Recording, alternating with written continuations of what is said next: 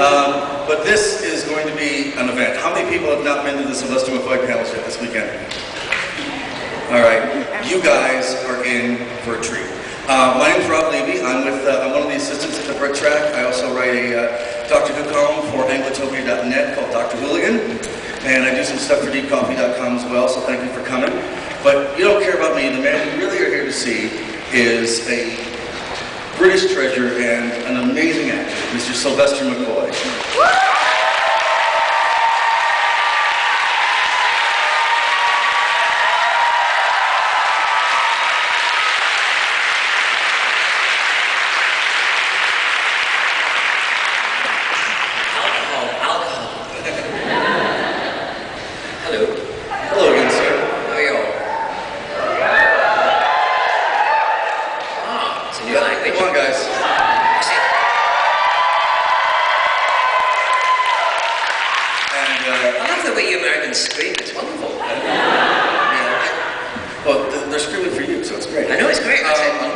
First of all, we want to thank DragonCon for getting a doctor this year. It's just incredible.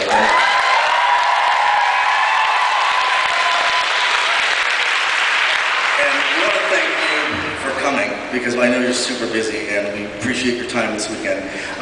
Mr. McCoy, after he leaves this panel, will be over at the Hilton at the Walk of Fame, so please go over, say hi, get an autograph, brief chat, and all of that. We would love to visit with you. So, I guess we'll jump right in. You started off doing a lot of improvisational comedy, and your name, Sylvester McCoy, came from doing that. And I was wondering if you kind of give us the origin of the name Sylvester McCoy, because that is not your given birth name. No, my real name is Percy James Patrick Kent-Smith. To the age of 11, I thought my real name was Kent Smith. I was very happy with that, really. But then one day at school they said, you must go home and find out if you've got any middle names, because you're going up to the next stage in your education, and we need to know if you've got any middle names. So I went home thinking and asked if I had any middle names. And I was told, my folks told me that the real truth. And then when I came back the next day, people stood up and said their middle names. I come from Scotland, and we had Donald MacDonald. He was, and he stood up and said his middle name was Donald MacDonald. So they were very imaginative people.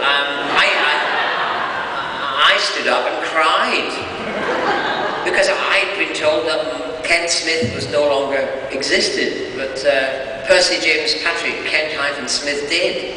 And I just wept. I couldn't tell anybody I had a name like that. So I had to go and sneak out and whisper to the teacher what my real name was and make a promise never to tell anyone. Because I mean, playgrounds are the killing fields, if you were, and if they found out those names, I'd have been, I'd have had a hard time. So, because Percy is a very English name, and I've come from the Highlands of Scotland, and there's parts of Scotland where they're not all that fond of the English. And that's one of them. And so Percy, a very English name, but also Percy, the family called Percy, Henry Percy, they used to invade Scotland regularly. In Shakespeare, Henry V, Henry IV, and all that, Henry Percy is talked about. So that was not a good name to have. Also, it was double-barreled. That was terribly posh. They thought that was very English. So altogether, I was cursed by my name. But so when I came to become an actor many years later, I called myself Kent Smith again. But I was doing this show, and it was called An Evening with Sylvester McCoy, the Human Bomb. Now, it was a show that you couldn't do now because of what people do with bombs now. But I used to explode bombs in my chest, set light to my head, and blow fire if the audience behaved themselves. And the character was called Sylvester McCoy, or Sylvester McCoy, and it was based on a song, Sylvester. It's a First World War song from America. It's about when the black Americans came across in the First World War, and one of them, this song was about him. Have you heard about the big strong man who lives in a caravan? Have you heard about the Jeffrey Johnson fight? When that great black American beat the white, you can bring all the heavyweights you got. 'cause we got a little man to beat the lot. He plays the organ in the belfry, and he wants to fight Jack Dempsey. That's my brother, Sylvester. What's he got? He's got a row of 40 medals on his chest, big chest. Explored all the Arctic in his vest. He knows no rest. Big of the arm, strong on a punch, hellfire, son of a gun. Don't push, just shout. Plenty of room for thee and me. He's got an arm as big as a leg, a lady's leg, and a punch that will sink a battleship, big ship. It takes all the army and the navy to put the wind up, Sylvester.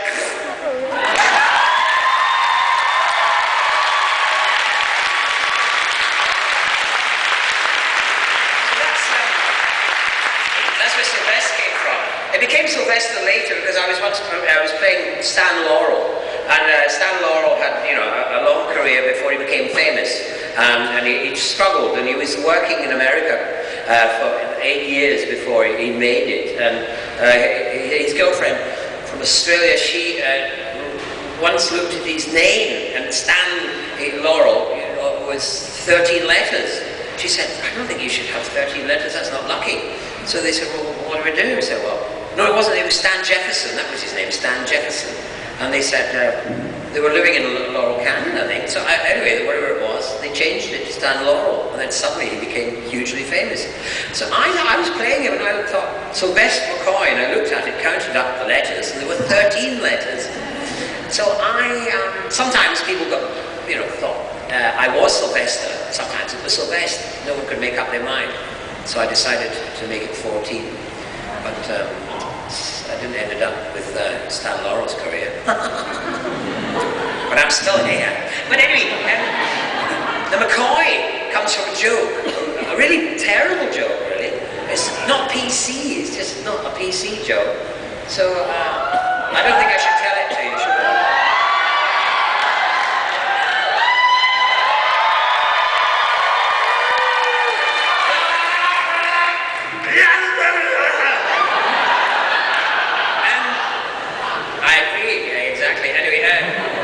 Well, he was a recruiting officer for the army, other than Sergeant Major, and he was new intake, and they came up to him and said, yes, what did you do in City Street? And he said, I'm a cocksucker. And he said, I beg your pardon. And he said, I'm a cocksucker. What did you say? Well, you see, I soak cork. And then he said, I'm a cocksucker. Oh, he said, a cocksucker. Oh, I see. Well, you could join the army. Then the next guy come along and he said, what did you do in City Street? He said, I'm a cocksucker. I beg your pardon? I'm a cocksucker. What? He said, yes, I get coke, and I soak it, and bag it. And so I soak the coke. Oh, cocksucker. Oh, a cocksucker. Right, okay, join up the army. The third one comes in and said, what are you? I said, I'm a cocksucker. What? He said, yes, I work at a drapery, and I get a cardboard box, and I put it in the socks. So I stuff the socks. Sock tucker. Oh, sock tucker. I thought he said something else. He said, okay, you could join the army. And the fourth one came along and said, and the real McCoy.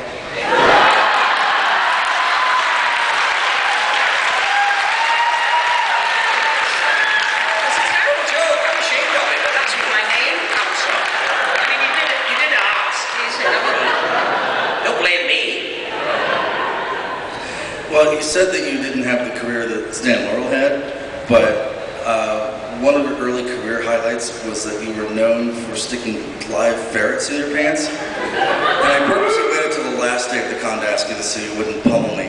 One, that's gotta hurt. And two, what the hell were you thinking?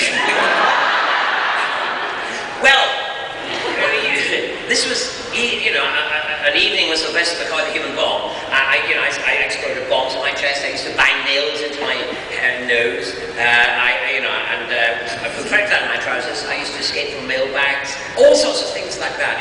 I was a little skinny stuntman, and I had to do all the stunts. It was like the Marx Brothers doing stunts, because Ken Campbell, who wrote it, was very witty, and the writing was incredibly witty. So, ferrets, yes. Well, the reason why we did ferrets was we were creating this show. I mean, we went and spoke to stuntmen all over Britain and worked out how to do certain stunts. And we tried to do one which, had the sword swallowing. And we got a book, How to Swallow a Sword. And so we were looking at it, and it tells you that what you've got to do is get a sponge and a piece of string, and you stick it down your throat, and then you throw up, and then you keep doing that until your throat gets used to having foreign bodies down it, you see. So, you know, so.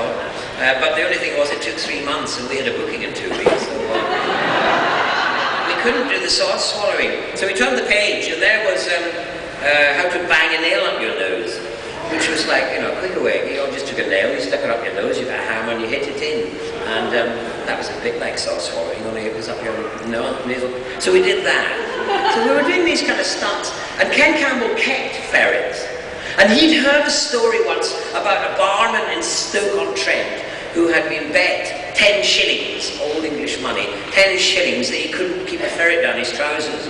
And the barman put the ferret down his trousers and lost his 10 shillings. That wasn't the only thing he lost from what I've heard.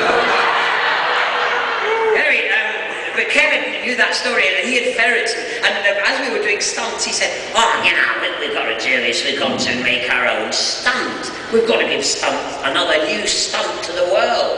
So we invented this stunt, and we pretended it was in the Guinness Book of Records, and that every night, and twice on Saturdays, I would try and break my record of keeping a ferret down my trousers. And we'd read out the Guinness Book of Records about ferrets down the trousers, and we'd have a ferret handler with a ferret in a cage, and he had a white coat and a nose protection in case the ferret bit his nose. Ferrets don't bite like that, they bite like that, and they hang on like grim death. Anyway, so I would come out with a baggy pair of trousers, and pretty baggy, and we'd tie up my there, you know, with the string so the ferret couldn't get down and run into the audience. And then, you know, they get the handle up and they stick it down. And then I can try and keep it down as long as possible. But never did I ever succeed. And so I'd have to undo my fly, and a little ferret would pop out. Which always to me, I thought was very sweet when I looked down. Look at my little ferret. Anyway,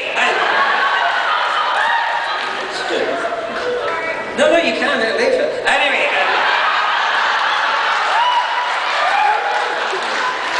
so that was it. That was the thing. Trying to break the world record for ferrets down your trousers. We did it in a place called Kirby outside Liverpool. Now Kirby was the wildest, dangerous towns, you know, in that part of England, and we were followed around by a newspaper. I saw one of the Sunday tabloids, and they did an article on us at the end of it, saying, because we got paid by Merseyside Arts Association to go into Kirby and give entertainment, but because it was paid by the arts, the headline was, it might be fun, but is it art? And described putting ferrets down your trousers. And then overnight, all over Britain, people started sticking ferrets down their trousers. They did. I mean, we'd invented it. And also, I had a secret pocket in my trousers. I mean, the ferret was, you know, it was quite safe. Everything was quite safe. And also, the ferret used to go to sleep down there. I had to act a ferret down my trousers.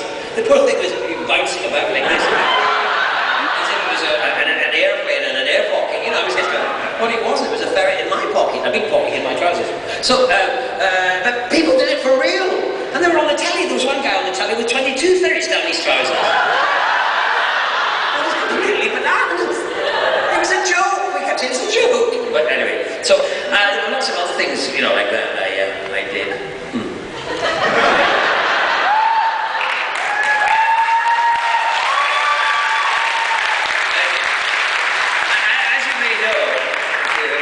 Britain, and the English love animals, you know, they love them more than anything else really.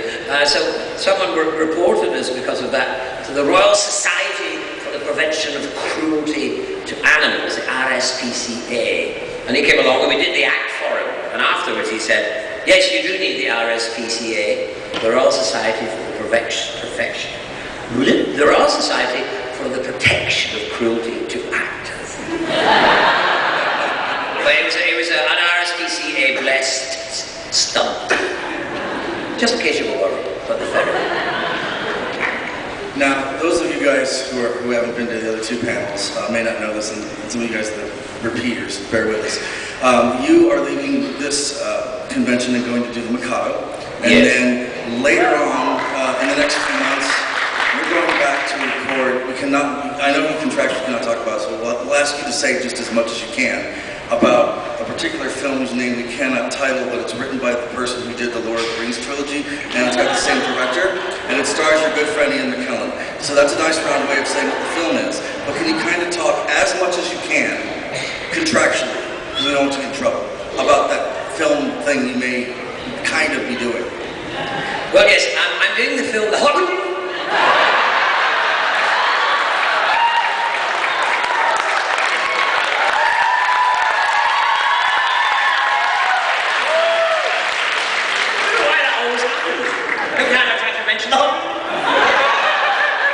Yes, I'm doing that. I'm playing Radagast the Brown. I think the only reason I became in the part was because I could say Radagast the Brown. I can't tell you anything about the costume, or anything, but I mean, if you think that Saruman the White, what he wore, if you think of Gandalf the Grey, the colour he wore, there might be a hint in my name, but Ian McKellen's in it. Ian and I got to know each other at a year and a half long job. King Lear, Ian McKellen played one of the great King Lear, which is on DVD. We filmed it. This amazing production, directed by Trevor Nunn, who's one of the great theatre directors, and I played the fool to King Lear. And there's a very poignant relationship between these two old men, and Lear going mad and the fool kind of companioning him in that madness. The fool generally is played a lot, in Britain anyway, by kind of straight actors, you know, because the fool's it belies its name, it's not really thought of as a comedic part. It's a very sad, tragic part. But I was cast by chance. 3 weeks before they were starting rehearsal, Trevor Nunn had not found his fool. All over Britain they've been looking for him. The casting directors of the RSC, blah blah blah, looking for the fool. And I was at a party with Nicola Bryant. Those that know Doctor Who might know of her. Anyway, she was in a play directed by Trevor Nunn, and I went to a party, the first night party, and Trevor came up to me and said, "Sylvester, I've never worked for him before," but he said, "What are you doing?" And I said, "Oh, well, I'm having a drink." And he said, No, are you working at home? Are you doing anything?" I said, "Well, I'm doing a pantomime." He said, "When does it finish?" And I told him the date, a week after their rehearsal started. And then he said, "Oh, really, right." And then I said, "What are you doing?" And he told me, and I said, "You're going off around the world." I'd do anything to go off around the world. I said, I have a friend, a director, and she just says, in order to get me to do a job, all she has to do is wave an airline ticket, and I'm there. So anyway, the next day he phones up my agent and arranges for me to meet him for coffee. And I met him for coffee, and he said he believed in synchronicity. And I said, "Well, so do I." I believe in it, whatever it is, but I believe it. If it's a religion, I'll join. Because I had a feeling I was going to get offered a part. And if I had to join synchronicity, I would do it. So, and so anyway, it turned out he believed in that, and he thought I would be ideal for his fool, so he gave me the job. I got the fool, and that was great. And then I met Ian, and then we toured the world, and then we went to New Zealand, and I met Peter Jackson. And Peter Jackson invited Ian, myself, and some others to his house, and I got to know him. And so that was it, the kind of intro into getting Radagast. Although years earlier, I had been up for Bilbo Baggins. I went along and I did a screen test, and lots of actors went but at the end they kept saying, no, we want you, we're really interested in you, so let us know if you're doing anything that might get in the way. And this went on for months and months and months, and then they said, oh no, we're now down to 2 actors, and it's just you and someone else. And that's so very exciting. And then it turned out, because the other one was Ian Holm, the great, glorious Ian Holm. And so I didn't get Bilbo Baggins, but I think it's maybe synchronicity that I didn't. That good old religion. And so, because I ended up getting Radagast the Brown. I rest my case.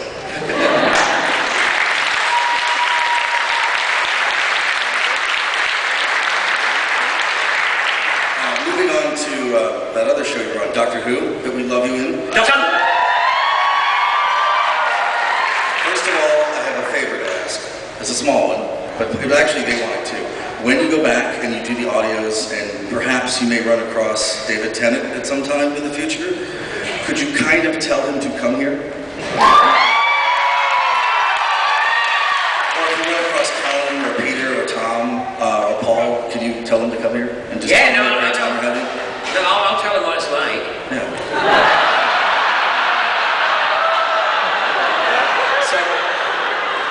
And then I'll be the only one that keeps coming back.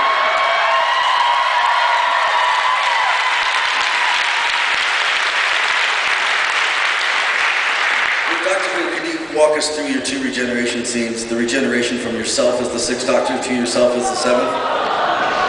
And then the McGann. I'm just walking through it. I knew that was going to happen. Kind of the technical stuff of what you do. I mean, obviously you show up, you're a Doctor Who, you get excited, and one of the first things you do is you lie on the ground, you turn into somebody else. Can you walk us through, like, how do they film, or at least with you, how do they film your regeneration scenes? Well, the first one, the Doctor Who number 6, didn't turn up, as we all know, for very good reasons actually. So they decided that I would play Doctor Who number 6 as well as Doctor Who number 7. So there's a trivia quiz question for you. Which actor played 2 doctors? 1. Anyway, I arrive. And as you know, Colin is not the smallest of people. And I nearly am. But he is a big fella, and they gave me his costume. And I put it on, and they lost me for 3 days. And then they gave me the wig, a wig, blonde, curly wig. When I put it on, I looked like Harpo Marx. So that's why you don't see much of my face when I turn around. Big hairy hand comes in and pulls me around. I turn into me. So that was it really. I just lay down on the ground in a big costume and he tucked it all in, tried to make it fit me. The BBC, they didn't even build me a costume for it, but anyway. And that's how I did that one. The one turning into that rather ugly little man called Paul McGann. Not. I hated him, so handsome. Anyway, Paul, who was a great mate of mine before he did Doctor Who, so that was good fun doing it with him. That was a strange one because they put me on a very cold metal thing, and it was a bit scary, really. I'd never worked with a robot camera before. I mean, that's quite common now, but then so they put me in this room all by myself, just me and a robot camera, and it was cold, and I was just had a loincloth on, I was lying there like this, and this camera's being.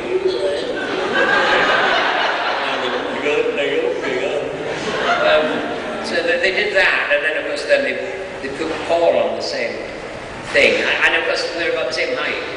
I don't know if any of you have seen photographs of Paul and I together where I'm handing him the TARDIS key. Well, he's in the photograph. He looks taller than me. That's because they put him on a box. And I remember that. He's on a box. He's not that tall. Anyway, so they fitted him onto it, and then the camera did the same thing. So we had to be robotic, so we do exactly the same. And then, of course, I thought it was rather good actually when I saw it. The way our skeletons went and all that stuff. And it was. I quite enjoyed that. That was a better regeneration, I thought. Now, you and Sophie had one of the best on-screen doctor-companion chemistries in the history of the show. And can you kind of walk us through, because I've heard from Sophie some interesting stories about the first time you guys worked together and the working relationship that you guys had. And I'm just wondering if you could kind of talk about that a little bit. Well, yes, I mean, the very first, when I met Sophie, we got on like house on fire from the very beginning. The great thing about Sophie is that she laughs at all my jokes. And she still does. It's amazing, really. I don't know how she keeps it up. But, Bonnie was supposed to leave in the next season. Not that season, that she did leave in. During that particular season, they were trying out young actresses with me to see who would fit, and then they'd decide in the next season who would be the companion. That was the plan. The plan went wrong, because Bonnie then suddenly asked to leave earlier, and they said, okay, and it's just, again, by coincidence, if Bonnie had left perhaps at the next season, it might not have been Sophie. If she had decided to go in the previous story, it would have not been Sophie, but she went on during that one. And so they just came up to me and said, what do you think? Should we have, the new companion? Do you want it to be Sophie? And I said, yeah, that'd be great. And so luckily, I got Ace. You got Ace, and I got Sophie. So that was good. The other great thing is that dynamic has continued into the audios now, and you've gotten to both flesh out your characters. You have a whole new batch of audio series that you kind of helped develop on Lost Season after the horrible injustice you suffered at the hands of the BBC with leaving and having the show get canceled. You've kind of gotten to sort of finish out and flesh out what your vision of the Doctor was. Can you talk about the new season of the audios that you're doing? Well, I'd heard that they were doing Colin Baker's stories that never got made, that had been written, that if he had done his next season. And so I thought, well, that's a good idea. And then so I approached them and said, well, what about doing my Lost stories, the ones that we would have done in the 4th season if we'd carried on doing it? They hadn't been written, but they'd been planned and thought about, and notes had been made in the back of envelopes and beer mats and things like that. So they got them all together, these beer mats and envelopes, and put together 4 stories from that season.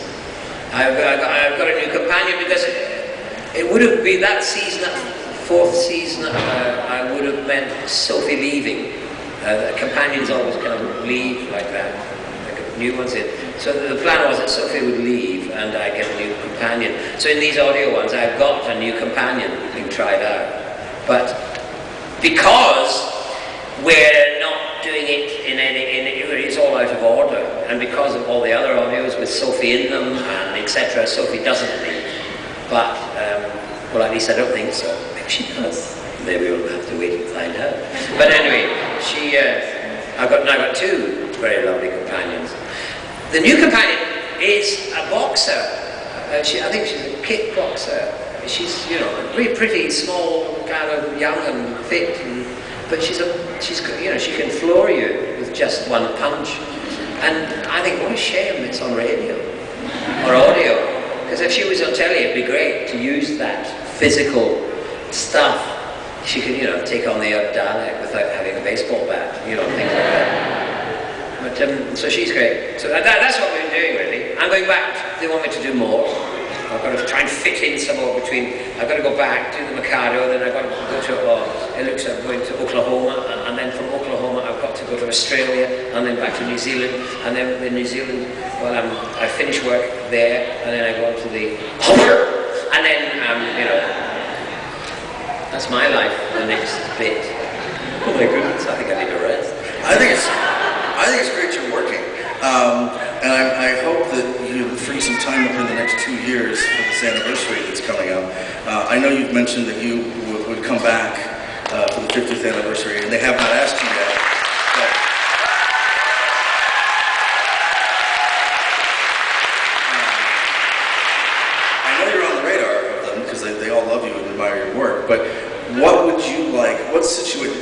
plus you've seen the new series. So having seen the new series and being familiar with your time as the Doctor, what would you like your Doctor to do in the 50th anniversary special? Star in it.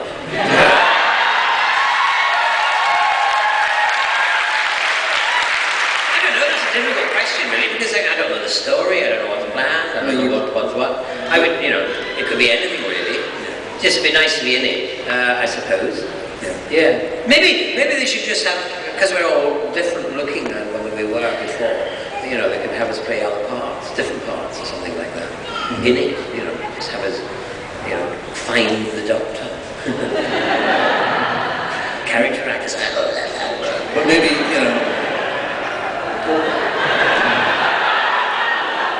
No, that can't be Doctor number 7, that's Doctor number 5. No, I'm sure it's Doctor number 7. Do you think? Anyway, something like that, I don't know.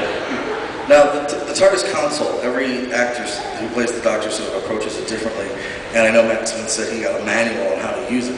When you got into the TARDIS set and you had the console, did you just sort of say, okay, I'm always going to press this button when I'm taking off or leaving, or how did you approach working with the console? I mean, it looks like you didn't use the same buttons all the time to do the same things, but that's okay, because it's classic Doctor Who. But did you have like a method when you looked at it? Was it supposed to, you're like, okay, this button is supposed to do this? Because now the show is very regimented, where you don't press this button or pull this switch unless you're doing this. So what was your approach to using that prop? Well, the first time I saw it, I went, oh my God, look at all those buttons. So I did just press all the buttons, it was great. And I got my stick, and I think I like that, and they were boing like this, and my heel there. The only one I knew that was the thing you pulled like that and the door opened. I mean, I don't know, no, we didn't. There was never any time for detail like that, which button was what, really. I must say that when I did the film, the Paul McGann one, I thought that set was great. I loved that. I would love to have had that. Also, for me, that was, I'm glad I had it, and it was mine for a bit. And that was I would like to have had that, if I had stayed on, the telly got one like that. But that was easier to read. There was just buttons all over the place. And also, there was lots of writing. And it was John Pertwee's lines were written about all over the place. So every now and again when I drive and couldn't remember my lines, I'd just do John Pertwee's. See if the director noticed. What was the most difficult episode for you to film in terms of either location or just the time you had to spend working on it or as an actor? I don't know, difficult location. No idea. Okay.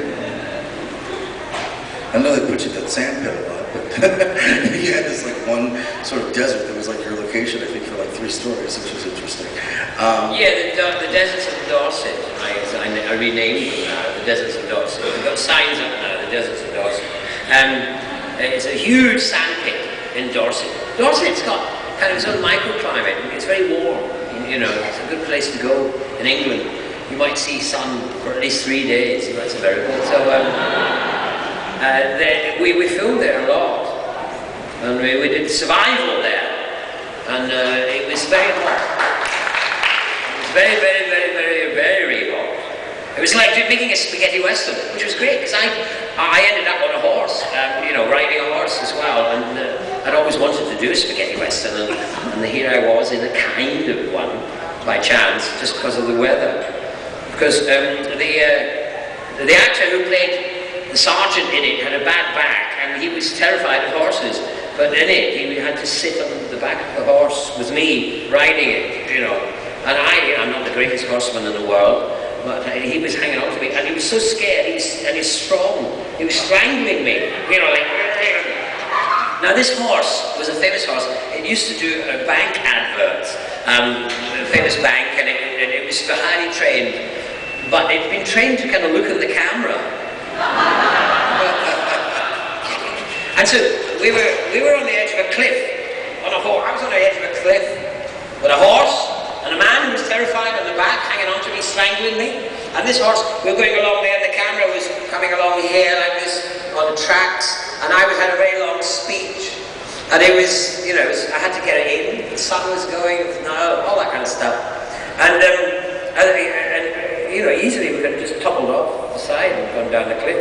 But the BBC didn't worry about those things in those days.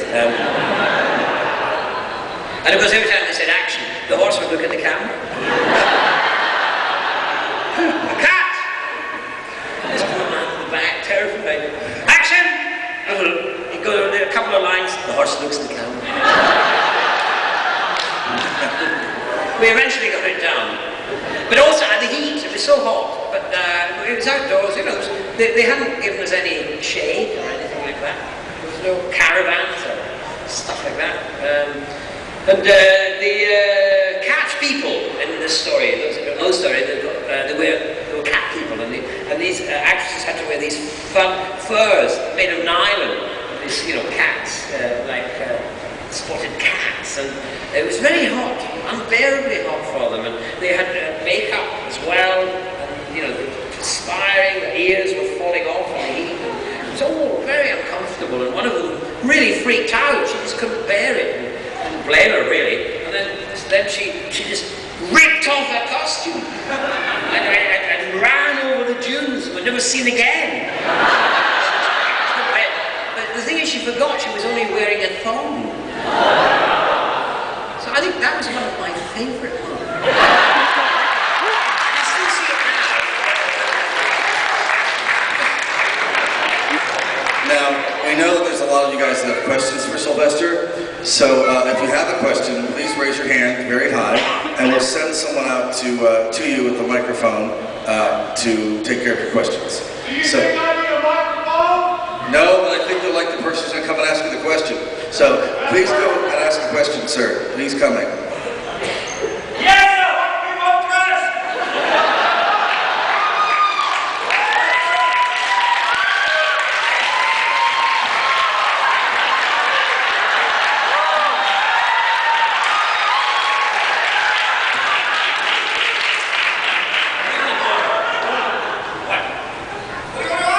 Well, you are obviously a brilliant writer. I think you do everything. In fact, I don't know why you don't look like you have ever done this or yesterday. Oh, you mustn't talk about that. Yes, it was someone who put something in my drink. It's terrible, isn't it? I don't know, it's just suddenly bang, there I was. So your doctor was shot in the American movie. That's how you died. That's how everyone dies in America, isn't it?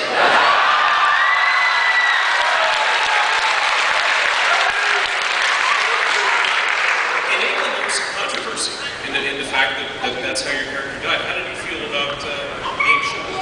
Well, yes, no, they didn't want to show that on British television because, you know, we don't have guns much, really. We use all our guns to conquer the world and then made sure that nobody had any at home to try and conquer England. Yeah, it was controversial. And they were worried about showing it. But in fact, it wasn't the bullets that killed me. It was the doctor getting confused with my two hearts. She did for me. But we're still talking. I see her at convention. She's great. I love her. She's great. She's great. She's got a great sense of humour, you know, and a very British sense of humour for an American girl, which is interesting. We laugh at silly things. I want to ask you about that episode about the character of the Lemonade Man, or whatever it was. How did the BBC take that about The Candyman? Candyman, too many sweets or Oh, the BBC weren't worried too much about children's teeth falling out because. But the Candyman was another controversial one, not because it was a sweet. It was just because it didn't quite work, I don't think. And my reasoning is that it didn't work because the voice wasn't right. I thought it was a great idea because I don't know if we sell sweets in Britain. I've forgotten the name of them, but they have a Candyman. They have that kind of character on them. Betty Bastard? Oh, Bassett, yes.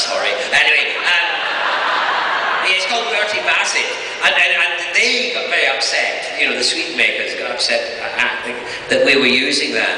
But I quite like the idea that in Doctor Who they used to take things and make them rather scary. You know, things that children love and make them scary. And in fact, I was watching the Doctor Who the other night, and there's that poor little boy terrified of what's in his cupboard. And I was thinking, I had something to do with that.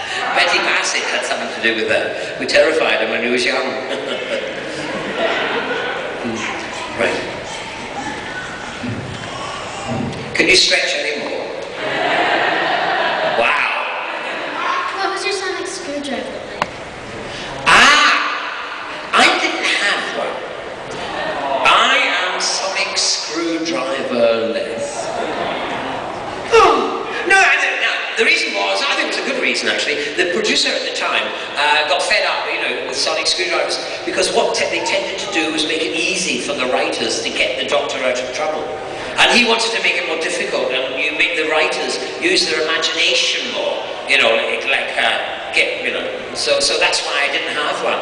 Although when I did the film, the one with Paul McGann, they gave me one, and the producer who knew all about stuff like that wasn't in the room when they filmed the bit where I took out my sonic screwdriver in that film and pointed it the wrong way around.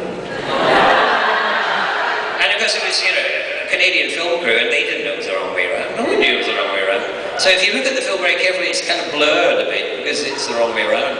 I was actually trying to do something to the master. I was actually at me, really. Who are you going to be in the Mikado, and could you give us a little bit of a song from it? Oh, who am I going to be?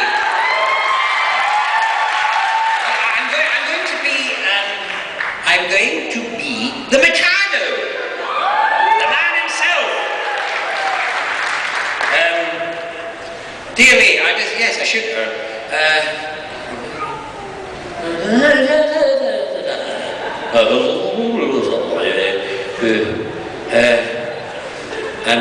I can't, you know, I've gone blank. But I'm going back to, I did it a few years ago, and I'm going back to concentrate on it. Once I got this job over, I was going to go back and start rehearsing it. I'll think of it.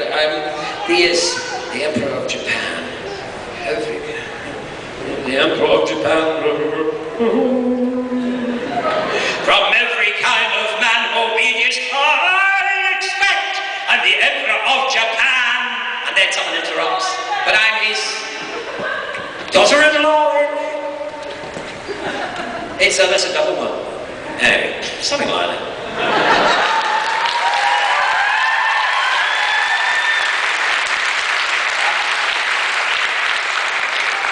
Who's near?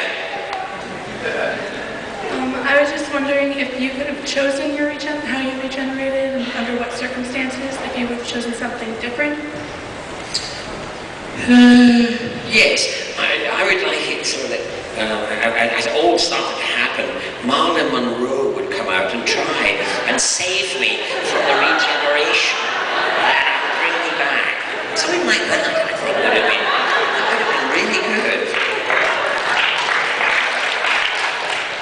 If you were theoretically to land a role as a wizard, would you rather have it be kind of a fun role or a little bit more dramatic? What a sly question. Well, yes, well, maybe both. Who knows? Maybe both. You can never tell. Oh, excuse me. How much of the look of your Doctor did you have imparted? The dress? Well, yes, it's interesting that question, because what happened was it was when I went to see the producer the first time. It was summer, the one day of the year we call summer, and I was wearing my straw hat, the way you see it on television. I was wearing it that way, and I went along to see the producer, and we were chatting away, and he said, "Oh, I love that hat. I want that hat in Doctor Who." And I said, "Well, if the hat's in Doctor Who, I go with it." And so that's why I got the job, really, you know. So the hat started the look, and then I wanted it to be kind of relaxed and, kind of jacket was baggy, kind of slightly Oxbridge, absent-minded professorish thing with big pockets. The reason for big pockets was I knew my capacity for forgetting things. So I used to, in the morning before we started filming scenes, I'd have in the right pocket the script of the day and the words for the day. And then as the day progressed, I'd take each scene out of that pocket and put it into this pocket. Now, if you want to play this game, you can look at my Doctor Who's and work out how early we did that scene. Because if the pocket is sticking out on that side, that's morning, and if it's sticking out on that side, it's in the evening. So that's the pocket and the jacket. And then the trousers just arrived. I think the designer, the costume designer, brought the trousers and the shoes. The pullover, the question mark pullover, was, I never liked it really, but the reason, I wasn't going to argue with on my first day, don't want that pullover. And anyway, I think it was John Nathan Turner, the producer's granny, who knitted it, so I wasn't going to say anything nasty about it, so I put up with it for a while. But I quite like my costume in the Paul McGann, Sylvester McCoy one. No, the Sylvester McCoy, Paul McGann one. That's it. Gotta get it right. Anyway, I quite like that one. So I think that's how it kind of developed. If you were to come up with an adventure for you to go on as the Doctor, what would you be doing? Having fun.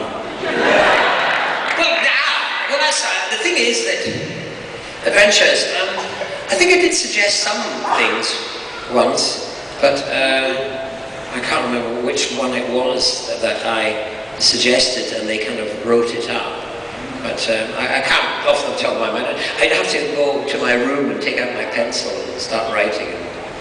What would you, have you any idea what I should do? Jim, get out of there.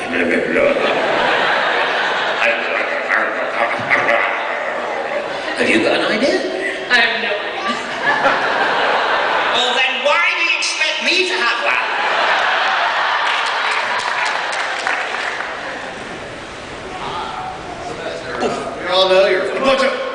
We all know you're a fantastic improv actor. What are your favorite improv games? All right, yes, games. Well, yes, we used to play lots of them, really. The kind of being animals. We used to do. Rehearse, go to the zoo and look at animals and come out and do that. Really. Warm up. I don't really do it. I just go out, dive in, having no idea what's going to happen next, and that's the warm-up, really. I know there are many improvisational games, and I always forget those things until we go, and it depends what directors you work with in the theatre. Sometimes you go back and then they play games like that, and they're always good fun. I quite enjoy them, but I can't think of them over the, is it a good reading of them? Is it? Am I in that? Yes. Do you have a favorite episode from Doctor Who? I look at it very differently from you because I'm in it. My view of it is not the way you see it. It's very different. I think it depends on what the parties were like after the shooting. My favorite episode would be there was I did enjoy the. Greatest show in the galaxy, is that what it's called? I think, yeah. That was great fun because, we're a great bunch of people and we had partied really well, so that was good. But also, I thought it was a fun story. And the guys in the three-wheel motorbikes and all that was terrific. Have you ever brought a prop with you back from the set? You want to get me arrested? Show after the season, have you decided to bring a prop back? No, sadly, stupidly, I had no idea it was going to carry on. It was a job, and I could shoot myself. I didn't take photographs. I should have been doing all that stuff. I should have had a wardrobe full of kind of things. Although I did end up by chance with the complete costume, because I used to have to go to public appearances. And they gave me a spare costume to take home so that I could go dressed as the Doctor. So I had those. I somehow ended up with 3 umbrellas.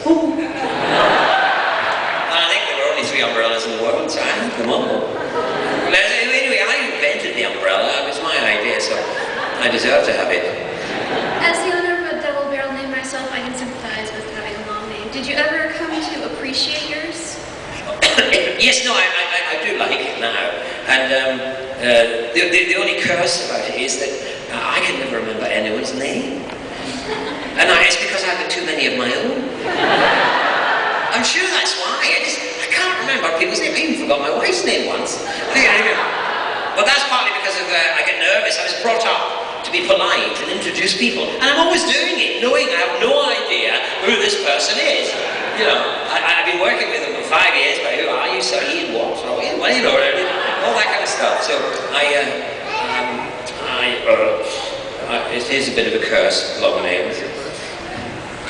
Years. Well, it was great when I got Sylvester McCoy because bank men would treat me with respect. Oh yes, Mr. McCoy. I'm McCoy.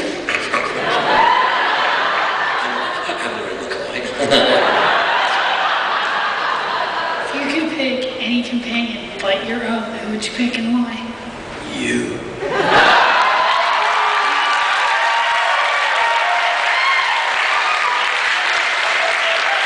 Okay, you as well. Yes, I do. I pick you all.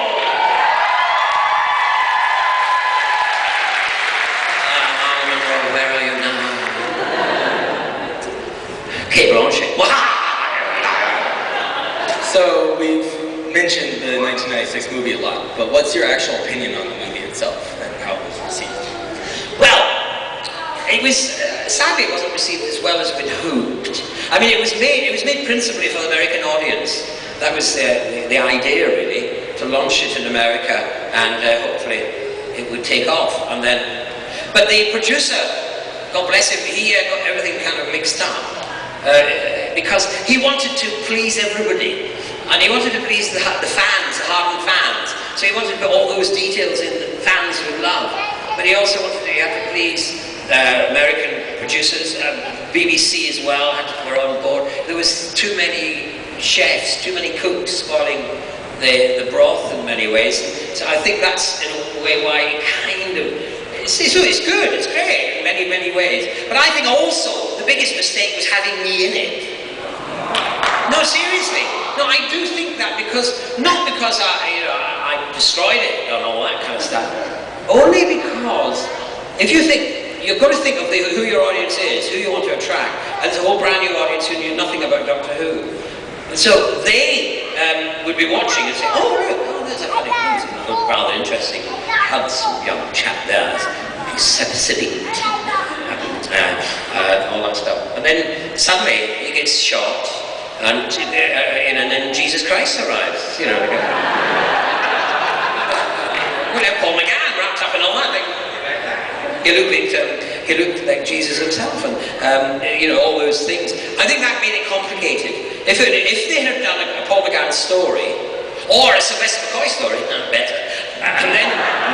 But a Paul McGann story, and then established it with the new audience, the uninitiated into the world of the universe of Doctor Who, then they could have explained later, they could have done a story about how it happened, do a regeneration scene only later, and then I would have been called over and done that regeneration scene. So I think that that's my opinion. That's why I don't think it was a universal success. Sylvester, we have time for one more. Really? Yeah, sorry. It's you? Maybe two if there's... It's you. I just wanted to ask if you could do any part in a play, what would it be and what would the play be? Oh dear. These questions are, because that means I have to go through my library of plays. Because I've had a very long and interesting, eclectic, amazingly different type of career. I've done everything from street theatre, busking, to grand opera. I played Puck in Benjamin Britten's Midsummer Night's Dream, all over Britain and Germany and France. And in between I've done Beckett, I've done Shakespeare, I've done new plays, old plays, tall plays, small plays, fat plays, skinny plays. I've no idea who I want to do next. As long as there's an airline ticket attached to it, then I might. Just one more. I might be able to answer the question. people over here go. If you could have your doctor appear in a crossover with any other classic sci-fi series, what would it be? Oh yes, I know. Oh, I'd like my doctor to have done Star Trek. I was a great fan, a great fan of Star Trek. In fact, I was such a fan, I became really attached to a rock. There was a rock that appeared in every planet in Star Trek. I don't know if you know it. It's always there. It was that same rock. Sometimes it was a different color. It was a very talented rock. It could be yellow, it could be green, it could be blue. I mean, that rock, I used to write to that rock. Dear rock, I am such a fan. I love you, rock. But that rock never answered. So, it broke my heart. So that's, it would have been nice to suddenly, if they had landed on a planet and said, "Get off my planet, Captain Kirk. I'm here first. I'm solving this problem. You go to some other planet."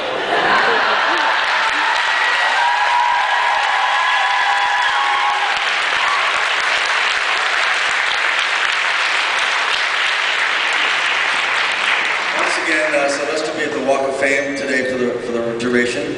Please come over and say hi. And Sylvester, thank you so much for coming over this weekend. We know you're busy.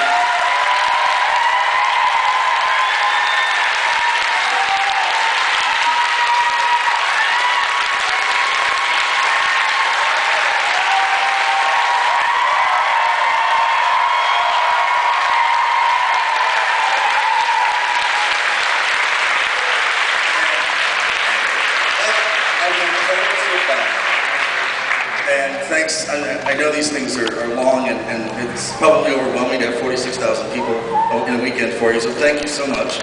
And we loved having you, and please come back anytime you want. We'd love to have you again.